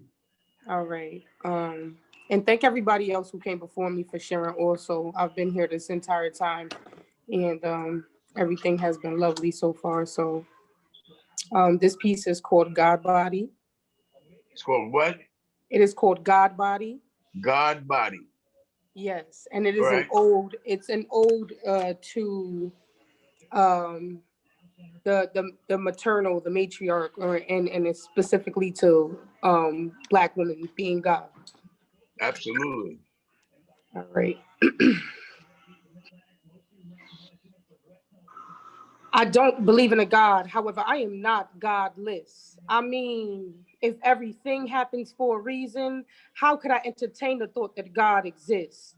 You know, in a traditional sense, like a past, stiff, rigid tense, synchronicity be the mistress. The more I explore, it begins to sound like he dropped his S, dropped his dress in suit per recognition. Ambiguous neuter noun definition, he is a derivative of she. This narrative is transitive. Look at how he booked. Marks it in the name of machismo. The more that we grow, he begins to devolve. Demise is the desire that revolves. Acidic teardrops violently dissolve non-soluble solutions. It is she who combats his pollution, seeking retribution for his mess. After abandoning his vastness, son, you too rotate on axis, and as is, your revolution is convoluted. You assume my lunar luminescence solely ad-libs your song of night. Who the fuck do you think it is that nurtures your plight? I don't believe in a God, however, I am not godless. I mean, if everything happens for a reason, how could I entertain the thought that God exists? And if he does exist, he's a deadbeat, a mirage like the haze of a dead heat, raising vengeful hands and resentful children, zealots with daddy issues seeking validation, jealous siblings vying, singing inundated praises, sporadic miracles, prayers answered on occasion, the shameless strut of the midnight marauder, perpetrating to perpetuate nuts, impregnating the dead hour, neurotic, narcissistic, psychotic, and vindictive. Who is more restricted than Mother Nature with the world at her bosom, suckling her to sate our strife, depleting her resourceful life? She renews herself, recite, coming full circle akin to mother with child, cunning like a woman scorned, tongue sharp, heart vow, mighty like the sword, hum lullaby volatile. She is right, raw, real. And the mercy of her sustenance may be a fate far worse than death, for the substance we ingest is derived of her distress, her distrust, scarred and marred, disfigured, stretch marked, stretched thin like banshee howling, whipped by her winds, blown out waistline, equating her birth canal to a black hole in deep space, fracturing time, her titties hang, with the wretched stench of still birthrights and aborted namesakes. Despite so, her bounce back game is crazy. She grants respite, long before the bitterness of spite seeps down her throat, settling in her belly, gestating. The aftertaste reeks, threatening to choke, so she spits, regurgitating, a reverberation to rebirth a nation. The sound of her exhale is a sigh of relief. Damned, our inhale is a sign of reprieve. She is exhausted with our prolonged state of infancy. We still crawl, though she has taught us to walk. She is tired of carrying us. Bent hip, tilted spine, walk limp, talk slick, yet she exercises a patience divine, the mother of all mothers, the martyr of all matriarchs. This maternal deity's matrix plays tricks on the origins of infinity, concentrated dark matter moving swifter than the speed of light. She stays flying, the source of all life. I don't believe in a God, however, I am not godless. I mean, if everything happens for a reason, how could I entertain the thought that God exists? For come the morning when we wake, parched lips sip from the cup of water taint, eyes prostrate, hands elevate to skies we paint, poisoning her offspring and grow the forest rank. You can hear the disappointed cry faint between the thunderous booms and striking features of lightning, her contractual quakes, shifting faulty plates, hemorrhaging casualties when the surface of her abdomen is cracked open. The aftermath is frightening.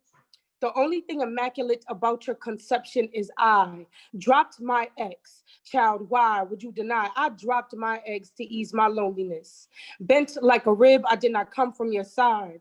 Do not attempt to straighten me, for if I break like waters, I'll send you back from whence you came. Implantation, accepting your reality.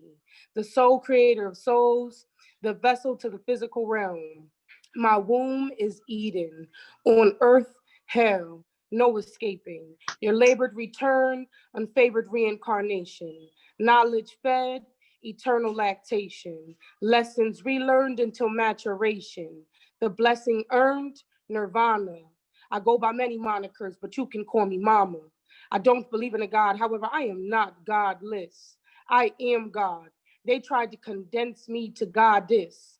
Paradoxical, naivete is bliss. Align your paradigm. I pre-exist. Thank you, y'all. Woo! Oh, that was fire. Baby, that was fire. Oh my God. Oh my I appreciate God. it. Yeah. You know what? You're so unassuming. Oh my goodness. Thank you. I appreciate it. I really No, that do. that was powerful. And you know, especially when you consider right now, and I was just telling a couple of sisters this recently, Black women have always been the backbone for this country. And I mean, and the burden that Black women have had to bear, the burden that Black women have had to carry was unbelievable because you have to take care of white people, take care of white men, take care of the white woman, take care of her baby, and then come out to the shack and take care of your own children and your own man. And then you got to try to find some space to try to take care of yourself. I mean, come on. There's no question. And then now the Black woman has made it quite clear she's not going to be in the corner. She's not going to be in the back of the bus. She's going to make decisions. I mean, so you had the character running in Alabama, some guy named Moore. The Black woman said, no, we don't want this guy. And they got rid of him. And put somebody else, they decided we don't want Trump. And the sisters got together and made sure that he was gone. Black women have the leverage. And I understand. Absolutely. And I love it. See, and a lot of brothers know that. Unfortunately, because we're living in a very perverted society, the Black woman has become perverted in many ways because we have brothers who recognize the power of the woman and they want to become women. That's not the idea. The idea is to respect the woman. Don't make a mockery of her by walking around trying to look and dress and act like her. Respect the fact that she's inside of you and she's there to protect and guide you, but not for you to make a mockery of her. That piece was outrageous, sister. It was Thank you. I appreciate it. outstanding. No, it's a major piece, and it's a necessary piece because that's where we're at. When we talk about change and change is coming, like I've been saying for a long time, like, and my son Pharaoh said it earlier, Mother Nature is right now, her water is breaking. And when the water breaks, that's the beginning of a new birth. And I can't give birth. I can participate in the activity, but you are the what do you say? The womb was is the Garden of Eden? Oh my Yes, God. absolutely. Yes, absolutely. Oh my God. You can't So with what you're saying about, Mother Nature giving birth right now is I had a gathering at my house, and something that I had said was that, I feel like, when it comes to this physical and this mental and this spiritual war that we're at and the attack that we're under, I don't feel like there's anything to fear, because I feel like, this is a war against Earth and Mother Nature and humanity. Absolutely. And Mother Nature is always going to win. So as long as we're on her side, we are going to be all right. We're always going to be favored. It doesn't matter if we feel like we're outnumbered or out-resourced in whatever capacity, we're always going to prevail. Yes, absolutely an ode to, and people know, I think that we call the supreme deity Ma'at in the days of Kemet. Yes. And that's just translates into Mother Nature. That's all I found. Absolutely. The preface to it is, the preface to Ma is Ma. Yes. There you go. Matriarch, maternal. Right. And you're going to be saying, you can call me Mama. Matrix, absolutely. Matrix and the matriarchy. Absolutely. And let's take it a step further. Look how everybody knows that, even though they don't want to give it the credence that it deserves. One of the supposedly best movies that Hollywood ever produced was a movie called Gone with the Wind. And they gave an Academy Award to a sister named Hattie McDaniel. What was her role in that movie? Mama. And now the Southern way to say that was Mammy. Right. But she was Mama. And the way the script was written, supposed to be the maid. Right. But the script was written in such a way, no maids that did the things she did. Hold on, Paul. She was telling Clark Gable, who was a superstar actor, what to do. She was telling Scarlett O'Hara to stop yelling out the window at Rip Butler, because that's not the way a lady's supposed to act. She was organizing people and teaching them how to be civilized. Even though she was considered to be the maid, she was Mama. She was in charge. And that position is wide open right now, and sisters are taking it. I love it, because sisters have been the very reason that I'm still here. I love my sisters, and my sisters have shown their love for me, and I could never offend that. It's when you don't have your sisters on your side, you are lost, and you might as well just say you're dead while you're living. The sisters bring life; they generate life. You are about that. Yeah. And we all need to respect and appreciate and cherish that. And whether we do or not, like you say, Mother Nature will speak for herself. And y'all are all representatives of the Big Mama. And I appreciate you very much, sister. That was special. Thank you. I like the call to task to step it up when you said, even though you need them to walk while they still crawl. Yes. Yeah. I forgot how you said it, but you said that. Yeah, that was dope. Sister, your poem was dope, and having come up in the knowledge with the 5%ers, that's been an active converse to the side, like not directly with everything you're saying, but that's been an active conversation. Whereas you got the for whatever reason you got the masculine and the feminine, going head to head at each other on the peripheral. Right. All those that truly came up in the knowledge don't have that imbalance of a conflict, or it's not a controversy. Right. That's a good point, brother. Thank you very much. Knowledge. Yeah, because the truth is that if you know the truth of God, you have no God without man, woman, and child. That's right. Absolutely. It takes the whole picture to make God. You know what I mean? And for one to say I'm God and the other say I'm God, neither one of them know what God is. So peace to you, sister, and a beautiful poem. Beautiful. Yeah. Thank you. Good stuff. You gotta be like a slam poet or something, because that was like, you really had this fire from Brave New Voices, this kind of that was. But I love the play on. It was two different kinds of play on the whole Ma, because the sound of Ma is a mother sound, and then and for it to be called God body and to have that sprinkled throughout the whole piece, and speaking about Ma'at, which is the deity, but that means, you know, Mother Nature, and then the within there from Matrix, because all of them have some other kind of meaning that means that of mothering, or some kind of. It was dope how you had that within the piece, and that's kind of what you got to do when you have a poem. You could have all of these different kind of things, but if you have something that has that artistic flow in there, that you bring yourself out in, because there's so many different ways to do, you know, an alliteration or a different kind of kind of you use the language to its best ability, but yeah, maximize it, absolutely. right, that's how you maximize the piece. So a really good job on that. Thank you. Yeah, like the last brother was saying, you know, when we have the contrast of like both the masculine energy and the feminine energy, and that they're both needed, you know, I wanted to create that type of juxtaposition in the poem, so that, you know, it is clear that, you know, it doesn't take just the male energy, because especially in an American culture, there's so much stock placed in the patriarchy and not enough placed in the matriarchy. But like Abi Odun was saying, you know, the poem came from understanding the plight and the pain that women, especially Black women, have to endure, and, you know, have to endure silently. You know, this came because of conversation I was having with a sister that I've known for almost a decade, and I'm just finding out about something, you know, some traumatic event that she had been through, and I never knew this because she carried it so well.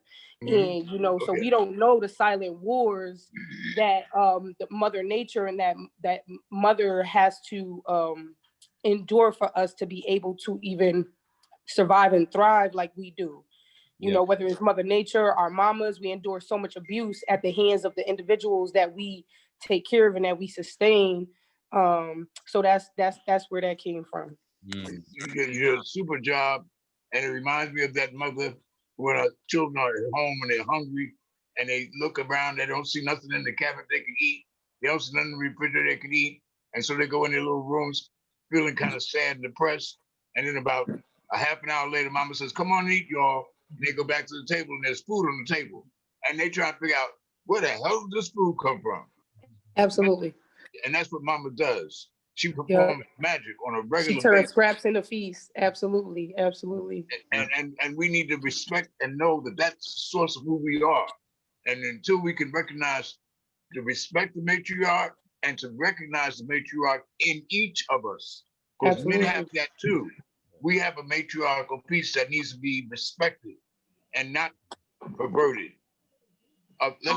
Let's keep moving, because I don't want to take up too much time. But BCR, what's up, man?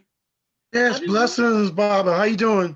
Man, I'm no less than blessed. And then when you hear poetry like what we've been hearing today, what can we do but just be better than we were? Yeah. Yeah. Doing Oshun Yo Ying is trying to reach you. All right, now let's do it because our time is running out. Yeah, I was trying to. I hope I can just get this in quick as possible. Oh, yeah, take your time. You got a moment. All right. This piece is entitled White Supremacy Remastered. And there's some occurrences that went on in Boston as well. So I'm just putting all this in one bunch. So that's how it goes. Oh, and Reside in Paradise to Charlie Pride, who passed away. Yeah, COVID, no, the first Black guy to ever get any respect in that country and Western world. Yes, sir. So here we go. Washington owns us on plantations while being father of this country. Jefferson impregnated Sally several times. Honest Abe is a liar. We ain't free. KKK swinging dark bodies on branches. Susan B is so conniving. Dudley and Ruggles and Faneuil, these names honored on squares, train stations, and halls. Stinny Jr. was wrongfully electrocuted in South Carolina. Bull bullied Black folks down south. George Wallace gave the order. Francis Scott wrote Blood Anthem, where Colin knelt decades later. Carolyn's a dangerous stool pigeon, told Roy and J.W., who then mutilated 16-year-old Emmett. Robert detonated a Birmingham church and left 4 young ladies departed with angelic wings. J. Eggers, a low-down dirty bastard, neutralized the party of Panthers and put the assassination hit on our leaders. 2 Boston cops in plain clothes killed Mr. Bowden in the name of mistaken identity. A year later in that same town, Joseph Rakes lunges a flagpole at Ted Landsmark as the Stars and Stripes wave behind. Charles got police harassing brothers after a strategic death that he planned. Susie placed blame on brothers after her kids plummeted into the waters. Stacy, Tim, Lawrence, and Theodore introduced Rodney to a swarm of billy clubs. Beantown Popo fired shots to stop a Greyhound bus.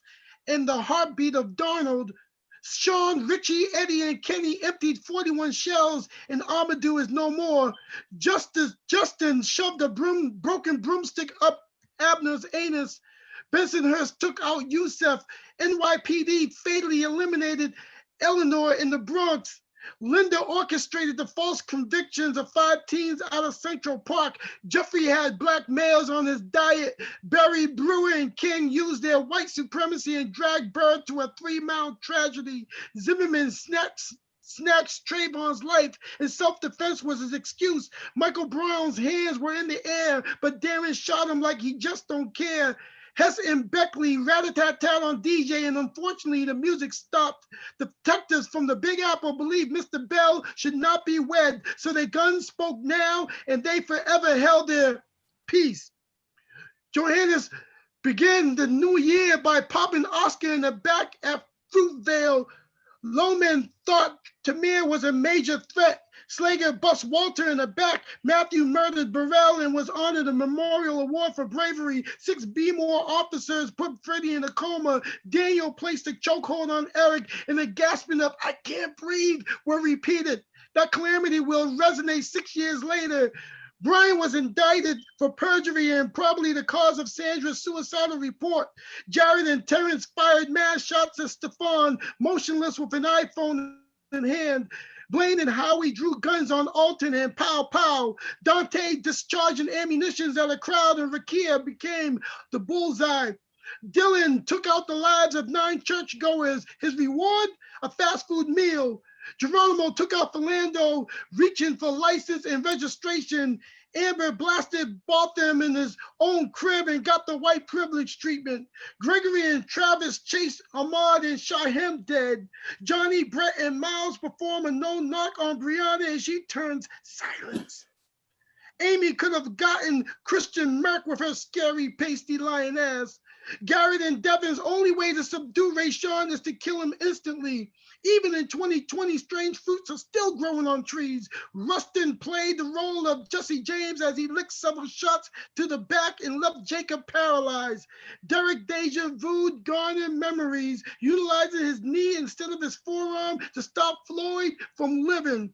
And the social media proves the monstrosity. So many victims unmentioned, so many deaths unmentioned, some documented, some video recorded, yellow flags are thrown, whistles been blown, calls made by public refs and umpires. But then there's the instant replay, carefully analyzing obvious footages. And after further review, the play either stands or been reversed. And when it's overturned, the neighborhood turns anarchy, broken windows and fiery businesses, angry chants and tears expressing the plight of injustice. But according to Fox News, looters are way worse than killer cops. Store lives matter in their eyes. Now the people will wait once more for yet another verdict from the courtroom, because instant replays are just not enough to come to a precise conclusion, and righteous results are minimal compared to the massive malpractices we tolerated and continue to afterwards in the hands of the new Jim Crow. Brother, you gave us a chronicle. I mean, fire. You did not leave a stone unturned, brother. You got some fire on here today, baby. That was absolutely, that was a blaze, brother. Thank you. I mean, every one of those names, I mean, it just hurts to hear that, because that's reality, man. That's exactly what we've been through. And you chronicled it, brother. You did a super job, brother. Thank you. Super Thank you, job. brother. The store lives matter. I mean, that's wow. Woo. I mean, and it's such an overkill. I mean, and you just gave us the names, and that list could be even 3 times longer if you would go back a few more years, because the killing hasn't stopped. Yeah. Real talk. We got anybody has any gone yet? No. No, You know, few people haven't gone. all right, who has not shared since we've been on? And Pam, let's hear from you, Pam. You've been so quiet. I've been here listening to all you good people read this. Huh? Her Wi-Fi is a little choppy, but I mean, she's coming in every now and then. Well, let's hear from Pam Ward. Okay. This is for my cousin, fellow children of Monticello. And we have some president stuff.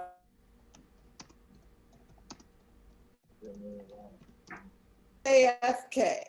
Before Clinton claimed I did not have sex on TV, before Monica Lewinsky tripped out and forgot to wash her dress, Thomas Jefferson was banging out tots like a fiend, making a banquet more kids than he could trap, kept his Black children under lock and key, all while singing, "Oh, say, can we see?"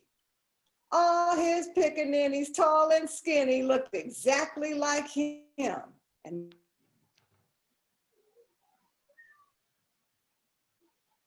Monticello springing everywhere like weed. Thomas's cry of freedom.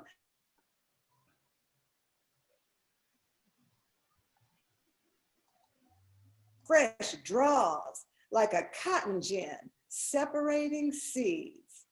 And when they realized he would never, never, never, never, never, never, never set them free. Nation of independence.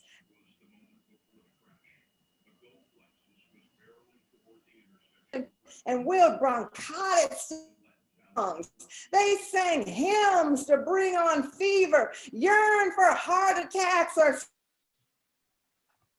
to take his last breath. But Jefferson lived and lived.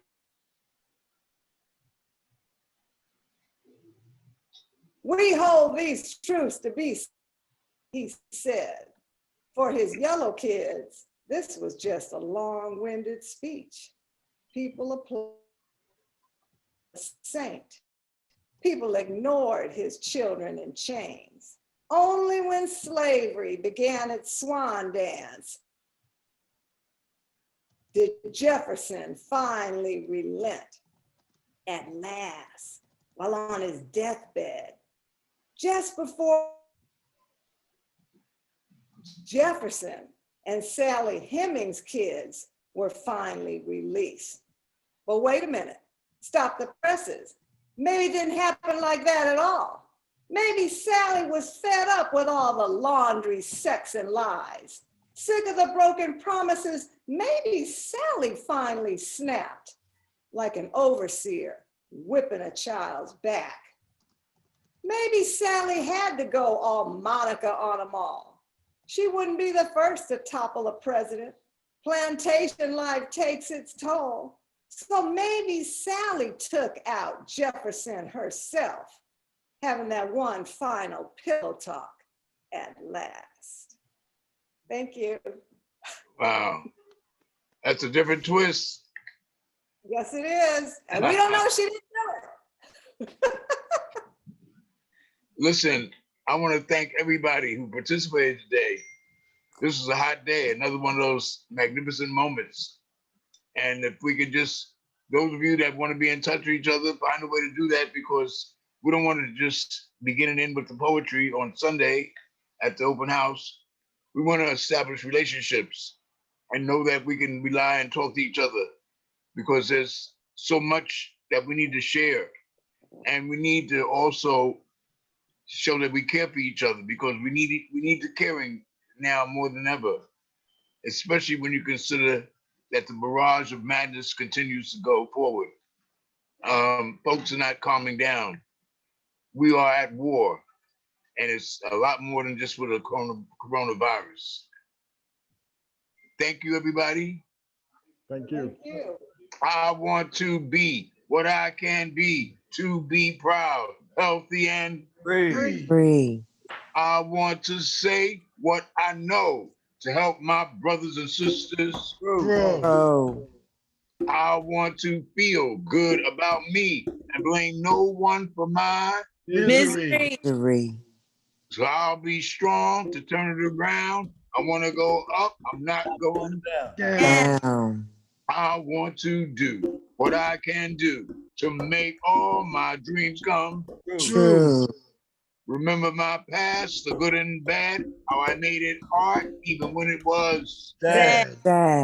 I want to share whatever my gift. When you're feeling low, I'll give you A lift. I want to live without fear. And know that I'm blessed for being Here. Know that you're blessed for being Here. And know that we're blessed for being Here. And know that we are blessed.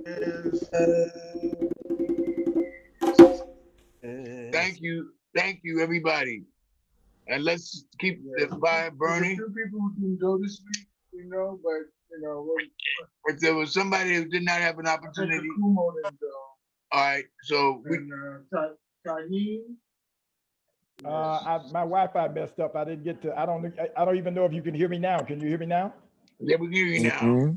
Yeah, I had to go across town to get to my friend Daniel Woodson's house, use his Wi-Fi.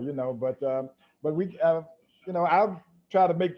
I've been working on this since the last time I was here, trying to get the Wi-Fi fixed because when I did the perform before, it didn't sound right. So I'm going to work on it for next time.